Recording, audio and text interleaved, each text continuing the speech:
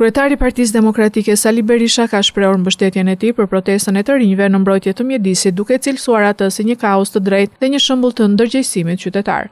Gjatë një transmetimi live në një takim të organizuar nga Departamenti i Arsimit në Partinë Demokratike, Berisha deklaroi se forca politike që ai drejton e kanë mbështetur fuqishëm këtë protestë, edhe pse nuk ka qenë organizatore e saj.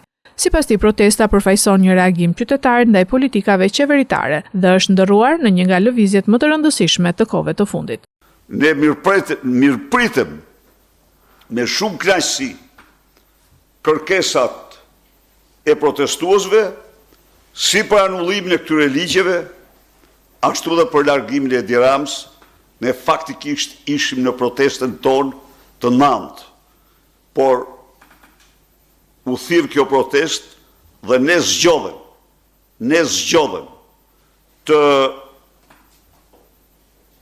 të mbështesim atë dhe u bën thirrje antarëve dhe mbështetësve tanë të jenë çdo ditë në protestë. Tani thirrja ime për ju, për pedagogët e universiteteve, është të mendojnë se si të kontribojnë në këtë protestë. Roli i studentëve dhe roli juaj në mbështetje të saj është i jashtëzakonshëm. Këta të marrim